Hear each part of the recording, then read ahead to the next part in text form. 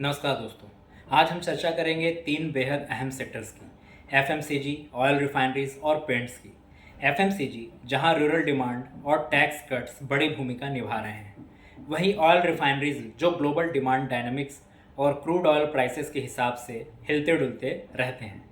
साथ ही साथ paints industry जहां अर्ली मानसून और कम्पिटिटिव प्राइसिंग ने बड़ा असर डाला है। आइए विस्तार में जानते हैं हाल ही में इन सेक्टर्स ने कैसा प्रदर्शन किया, कंपनियों ने क्या नतीजे दिए और भविष्य की तस्वीर कैसी दिख रही है। पर स्टार्ट करने के पहले एक बात का जरूर ध्यान रखें, यह वीडियो केवल शैक्षणिक पर्पज के लिए बनाया गया है। इसका निवेश से कोई लेना देना नहीं है। निवेश करने से पहले अपने फाइनेंशियल एडवाइजर से जरूर बात करें। तो बात करते हैं FMCG. It is poised for study gains. Q1 FY26 में एफएमसीजी इंडस्ट्री की वैल्यू टर्म्स में ग्रोथ 13.9% रही। वॉल्यूम ग्रोथ वहीं 6%, जबकि प्राइस ग्रोथ 7.4%। रूरल मार्केट्स लगातार सिक्स्थ क्वार्टर आउट परफॉर्म कर रहे हैं अर्बन मार्केट्स को। एग्रीगेट सेल्स की बात करें तो 81 एफएमसीजी कंपनियों का 12% ईयर ऑन ईयर बढ़कर 1,71,540 करोड़ पहुंच गया। वहीं ऑपरेटिंग प्रॉफिट मार्जिन 160 बिप्स गिर कर 15.4% तक पहुंचा। ऑपरेटिंग प्रॉफिट 2% घट कर 26,417 करोड़ रहा। इंटरेस्ट कॉस्ट भी 5% बढ़ा और 5% बढ़कर करीब 1,632 करोड़ पहुंचा। नेट प्रॉफिट 5% बढ़कर 17,695 करोड़ तक पहुंचा। अगर हम बड़ी कंपनियों के नतीजे की बात करें कि वो इस क्वार्टर में कैसा परफॉर्म किए हैं, तो HUL जिसका सेल्स करीब 5.14% बढ़कर 16,514 करोड़ पहुंच गया, लेकिन ऑपरेटिंग प्रॉफिट मार्जिन घटकर 22.91 पर आ गया। डाबर इंडिया का सेल्स 1.66% बढ़कर 3,404 करोड़ पहुंचा। ऑपरेटिंग प्रॉफिट मार्जिन भी 19.62% रहा। ब्रिटानिया का सेल्स 8.75% बढ़कर 4,622 करोड़ पहुंचा, लेकिन ऑपरेटिंग प्रॉफिट मार्जिन 16.38% रहा। नेस्ले इंडिया का सेल्स 2.76% बढ़कर 5,139 करोड़ पहुंचा। इसका ऑपरेटिंग मार्जिन करीब 21.61% रहा। वहीं मैरिको का सेल्स 2.4% बढ़कर 2,070 करोड़ पहुंचा। ऑपरेटिंग मार्जिन करीब 15.39% रहा। टाटा कंज्यूमर्स का सेल भी 24% बढ़कर 4,594 करोड़ तक पहुंच गया। जीएसटी रेशनलाइजेशन अगर होता है तो इससे कंजम्पशन को बढ़ावा मिल सकता है। रूरल कंजम्पशन मोमेंटम बना रहेगा आने वाले समय में। ई कॉमर्स और डिजिटल प्लेटफॉर्म्स तेज़ी से पेनिट्रेशन बढ़ा रहे हैं। सस्टेनेबिलिटी और इको फ्रेंडली प्रोडक्ट्स पर इन कंपनियों का जोर है। लॉन्ग टर्म में स्टडी ग्रोथ और मार्जिन एक्सपेंशन की उम्मीद दिख रही है। अब बात करते हैं ऑयल रिफाइनरीज की। इनका परफॉर्मेंस काफ़ी स्टीलर रहा। अगर हम सेक्टर के परफॉर्मेंस की बात करें तो Q1 FY26 में 7 बड़ी रिफाइनरीज की एग्रीगेट सेल्स करीब 6,92,421 करोड़ रही। ऑपरेटिंग प्रॉफिट मार्जिन भी 240 बिप्स बढ़कर 10.7% पहुंच गया। वहीं ऑपरेटिंग प्रॉफिट 28% बढ़कर 73,747 करोड़ रहा। पैट की अगर बात करें तो यह 56% बढ़कर 25,746 करोड़ तक पहुंचा। अगर बड़ी कंपनियों के प्रदर्शन की बात करना जरूरी है, जिसमें सबसे पहले हम बात करेंगे रिलायंस की, जिसका सेल 5% बढ़कर 2,54,632 करोड़ रहा। ऑपरेटिंग प्रॉफिट भी 42,905 करोड़। पैट 73.8% बढ़कर 26,994 करोड़ और capex 29,875 crore. Indian oil corporation का नेट प्रॉफिट 93% बढ़कर 6,814 करोड़ पहुंच गया। ऑपरेटिंग प्रॉफिट 18.9% बढ़कर 7,036 करोड़ रहा। BPCL का नेट सेल्स फ्लैट रहा 1,12,551 करोड़ पर। ऑपरेटिंग प्रॉफिट 8.6% बढ़कर 9,678 करोड़ पहुंचा।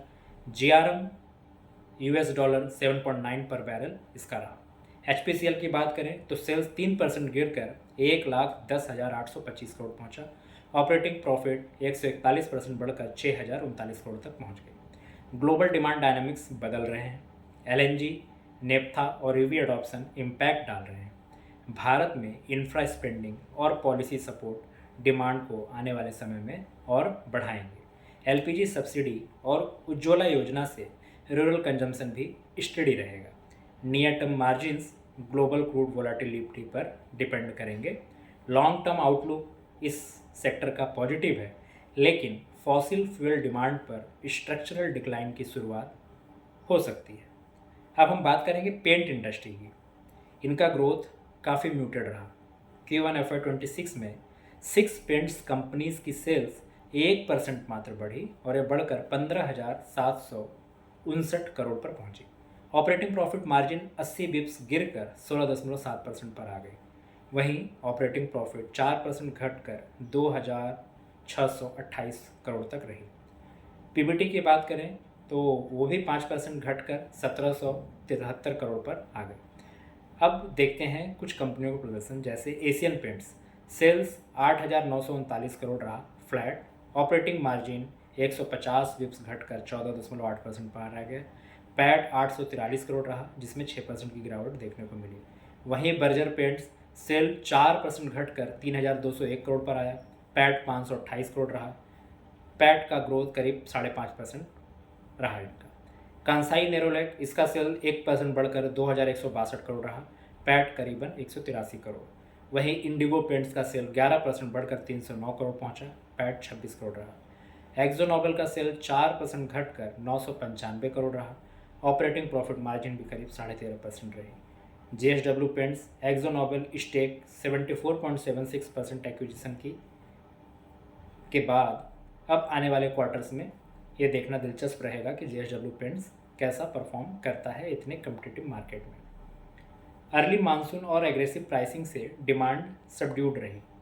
रूरल डिमांड और इंफ्रा एक्टिविटी रिकवरी में आने वाले समय में मदद कर सकते हैं। GST रेशनलाइजेशन से भी डिमांड को बढ़ावा मिलने का उम्मीद है।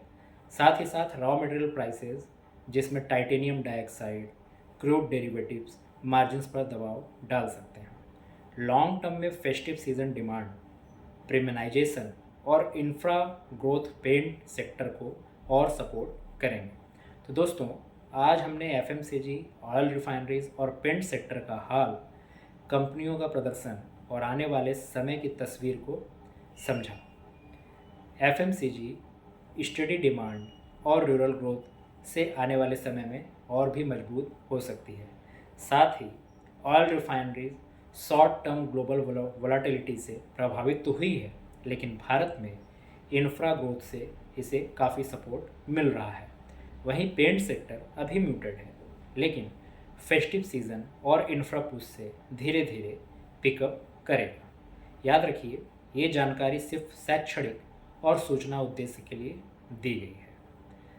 निवेश से जुड़े फैसले अपने फाइनेंशियल एडवाइज़र से चर्चा करने के बाद ही लें। और तब तक के लिए इन्वेस्ट कर लो भाई चैनल को देखते रहें, सब्सक्राइब करना ना भूलें। मिलते हैं अगले एपिसोड में और किसी ऐसी ही टेक्निकल जानकारी के साथ। Thank you.